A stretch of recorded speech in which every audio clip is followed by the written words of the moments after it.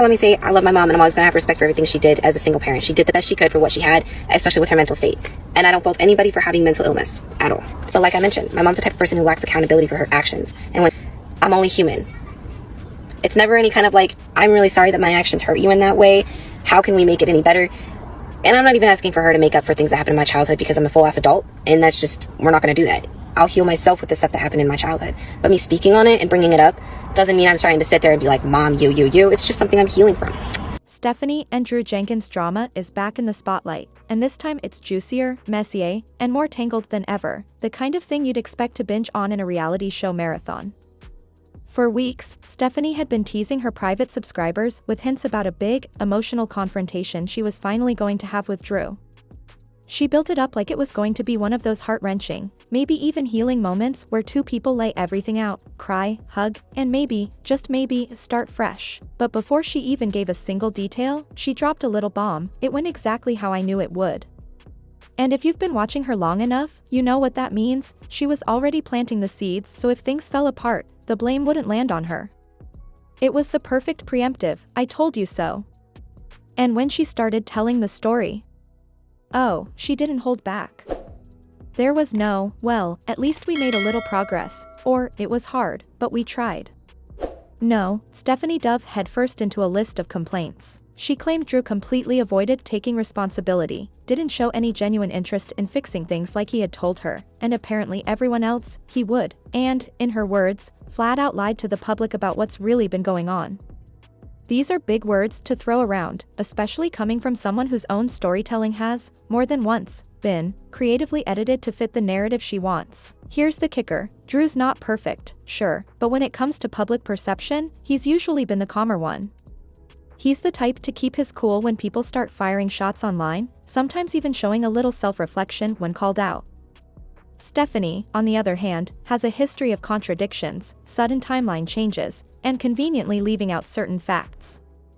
So when she frames him as the wall blocking progress, it's hard for outsiders to know whether to buy it or raise an eyebrow. Of course, Stephanie didn't just stick to tearing him down, she threw in one of those, I love him, but, moments. She told her subscribers she loves Drew and appreciates what he's done for their family, but then casually added, especially with his mental state. And just like that, the tone shifted. Some people took it as a straight-up dig at anyone with mental health struggles, like she was low-key implying they can't be good partners. She quickly followed it up with, I don't blame anyone for mental illness, but by then, the sting was already there. That little line had already done its damage, and her audience wasn't about to let it slide. Then came the part that could have been pulled from one of her old live stream rants, the Drew never takes accountability claim. According to Stephanie, whenever she tries to have a serious talk with him about something that hurt her or needs to change, he shuts it down with a simple, I'm only human. In her telling, it's a complete brush-off, a way to end the conversation without actually taking ownership. The irony here is almost too perfect, because I'm only human is basically the same line Stephanie herself has given countless times when she's the one being held to the fire. It's almost like they've been reading from the same script. First of all, let me say I love my mom and I'm always going to have respect for everything she did as a single parent. She did the best she could for what she had, especially with her mental state.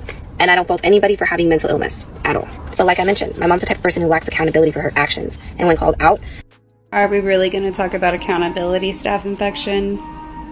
Generally her response is no different than, I'm only human.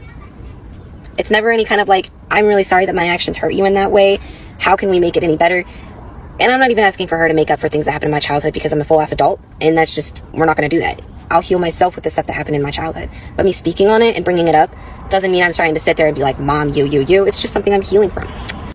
But what makes this story really stick is that it's not just about the two of them having emotional standoffs. Followers have long criticized both of them for choices that directly impacted their kids' quality of life, things like moving from place to place without securing a stable home, keeping the children in cramped temporary housing for months, rarely taking them out for something as simple as an afternoon at the park or a quick ice cream run, and skipping out on family trips entirely. Even the basics, like seasonal clothing and age-appropriate toys, have reportedly been overlooked. And every time those points are brought up, instead of acknowledgement, there's deflection, and the blame gets passed around like a hot potato. In true Jenkins fashion, this latest episode feels less like a breakthrough and more like another performance in an ongoing series where each side insists they're the one telling the truth. Is Stephanie carefully curating a narrative to keep her audience hooked and loyal to her side? Or is Drew really the one standing in the way of making peace? The truth is probably somewhere in the middle, but in this household, the middle is buried under so many layers of half-truths, subtle digs, and perfectly timed poor-me moments that we may never see it clearly. In the days after her big confrontation update, Stephanie shifted her focus again, sometimes zeroing in on Drew as the guy who checked out and left her holding the bag, other times zooming out to blame the system itself. She's told her viewers more than once that life is simply too expensive for a single mom to survive in, and when that argument starts to feel a little thin, she leans into faith, saying this is just how God made it happen, like that closes the conversation and wipes away any personal accountability. The problem? In every version of her explanation, nothing changes for the kids.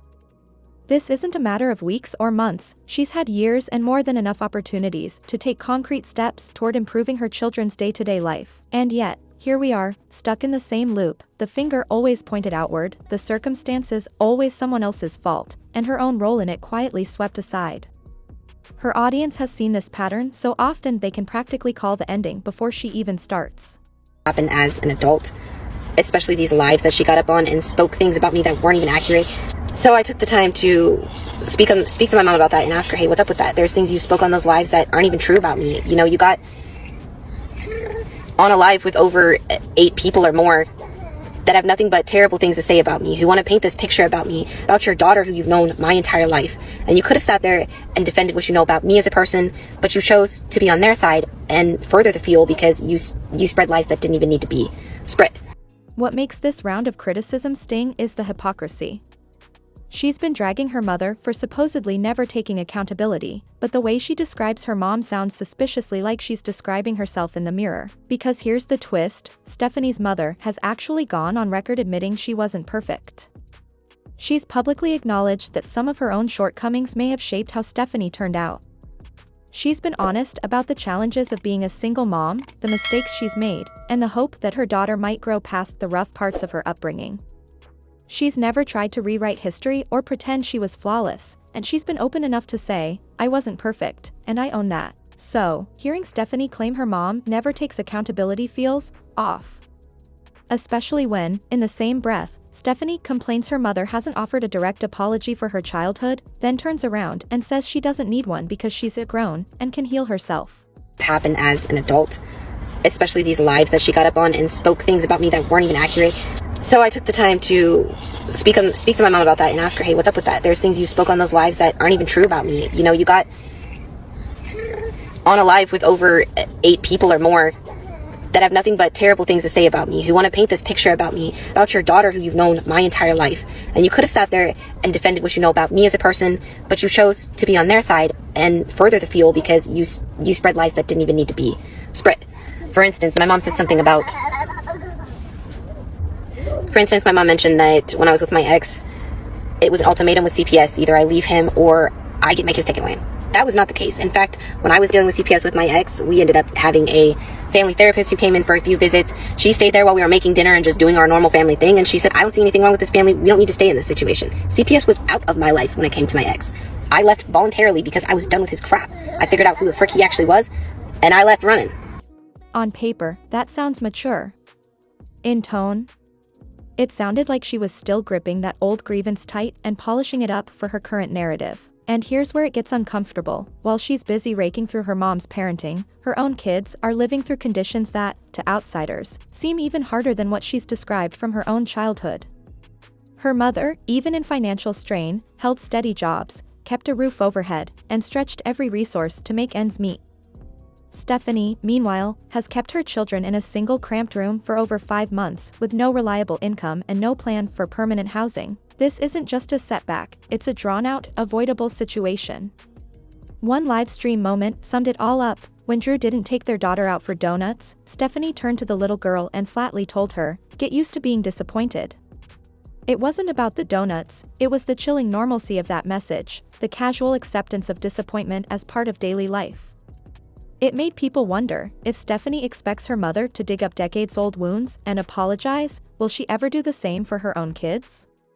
Judging by her track record, that apology might never come. Then there's the lying accusation. Stephanie told her subscribers that her mother had been talking about her on live streams, supposedly misrepresenting her in front of multiple people. She painted it like her mom was intentionally trying to destroy her image. But here's the thing, the version of Stephanie most people believe wasn't built by her mother's words. It's been constructed piece by piece from Stephanie's own content, her lives, her rants, her updates, her choices. Her mother never had to tell anyone that Stephanie avoids steady work, keeps her kids low on the priority list, and seems to drift from one excuse to the next. That image wrote itself. One of the lies that she called out was particularly telling. She claimed her mom told people Stephanie only left her ex-husband, Jeremiah, because CPS gave her an ultimatum, leave him or lose the kids. Stephanie swears that's not true, saying CPS did come around, but it was just a family therapist visiting a few times, even watching them make dinner, before deciding nothing was wrong and closing the case. She made it sound like the whole thing was a blip on the radar, but given how often her own stories have shifted over the years, even that version left a lot of people side-eyeing the timeline. Stephanie insists she walked away from Jeremiah purely because she finally saw him for who he really was. Sounds noble enough, until you remember that Jeremiah's past wasn't exactly a locked-away secret file. This man had already been convicted, already labeled a registered sex offender, and not for something you could ever brush aside. We're talking about charges so disturbing they'd make anyone's stomach turn, and all of it was public record long before she said, "I do." Her own mother had practically begged her not to marry him. She didn't just hint, she outright warned her, repeatedly. But Stephanie didn't just ignore it, she doubled down. She tied the knot anyway, then went on to have not one, but 2 children with him. And to make things even more baffling, she's still married to him to this day. The kicker? Her mom actually handed her the money to file for divorce. Cash in hand, ready to help her cut ties. Instead of filing, that money magically disappeared into, well, let's just say other things. So when Stephanie claims she left Jeremiah because she just realized the truth about him, you can't help but squint and think, really? Because if that was the case, wouldn't the marriage be legally over by now? And then came the accusations, the ones aimed squarely at her mom and other family members. Stephanie painted them as scheming behind her back, calling CPS like some kind of sneak attack. But here's the twist, by that point, she had already shut the family out. She'd made it crystal clear they weren't welcome in her home, weren't welcome around her kids, and weren't welcome to interfere in her life. This wasn't new behavior either. Every time she gets involved with a man, the family suddenly finds themselves cut off. Drew included. Her mom's side of the story is a whole different picture. To her, it wasn't about betraying Stephanie, it was about making sure the children were safe. These kids didn't choose to live with a man whose history reads like a cautionary tale, and they had no say in the living situation. For her mom, calling CPS wasn't a sneak attack. It was the only legal, non-confrontational way to get a professional's eyes on the situation. Face-to-face wasn't an option without it turning into a war zone, so this was about the kids, not some vendetta. But if you've followed Stephanie's saga for any length of time, you know the contradictions are part of the brand. One minute she's claiming her mom stopped talking to her, painting herself as the abandoned, heartbroken daughter. Minutes later, she's insisting she was the one who cut her mom off because she needed space to heal from a toxicity.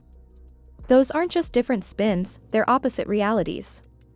It's like she forgot which version she was running with and switched mid-scene. Meanwhile, her mom's narrative hasn't changed in years.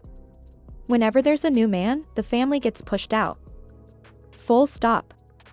The pattern repeats so cleanly it's almost textbook, and what's happening with her current situation could be ripped straight from the same playbook. Only the names change, the story stays the same. By the time Stephanie wrapped things up with her dramatic, "I'm finally healthy enough to have a relationship with my mom" declaration, the words might have sounded uplifting, but her face told another story. She looked worn down, tense, almost brittle. Her skin looked tired, her eyes heavy, her energy more drained than renewed. It didn't exactly scream newfound inner peace. If anything, it hinted that maybe this so-called reconnection had less to do with personal growth and more to do with the fact that things in her current relationship might be shifting, and not in her favor. But the way Stephanie went about it made the whole reconciliation feel more like a PR stunt than a genuine olive branch. She didn't walk in with humility or an open heart, she walked in with a script. And that script, surprise surprise, still had her mother playing the role of the wicked villain. On the surface, it looked like a daughter trying to reach across the aisle. But underneath? It was a handshake with a hidden dagger. The truth is, Stephanie's track record with her mom isn't exactly filled with warm, tearful reunions. We've seen her take to the internet before, airing out every ugly accusation in front of thousands. She's painted her mother as controlling, toxic, and emotionally destructive. And in one of the most jaw-dropping live stream moments to date, she dropped a bombshell that stopped even her most loyal followers cold, an insinuation so severe it had her mother visibly breaking down on camera. Her mom, shaking with emotion, went live almost immediately after, saying she never thought she'd hear something so cruel come from her own daughter's mouth. For her, it wasn't just a false accusation, it was a calculated strike designed to completely destroy her reputation. And for the audience, it wasn't just a one-off meltdown. It was another installment in Stephanie's long-running saga of weaponizing accusations to justify keeping her mom out of her life, and out of her kids' lives. And here's where it gets even messier, because while Stephanie kept spinning this narrative of protecting her children, there were whispers that the kids were being shuffled between unstable situations when they could have been with their grandmother, who by most accounts was more than willing, and more than capable, of giving them a safe, consistent home. So now, with Stephanie suddenly putting on her "let's make up a face," nothing about the energy feels different. She's still sliding in digs, still implying her mom is the source of all her problems, still feeding the audience the same tired script, just with a softer filter. It's a rinse and repeat drama cycle, and you can almost feel the exhaustion radiating off her mom through the screen. Honestly, it wouldn't be surprising if her mom finally decided she's done trying, because how many times can you walk back into the same fire without getting burned? And that's the tea for today. This story is still unraveling, and honestly, I don't think we've seen the last twist. So grab your snacks, keep your notifications on, and I'll spill the next chapter as soon as it drops.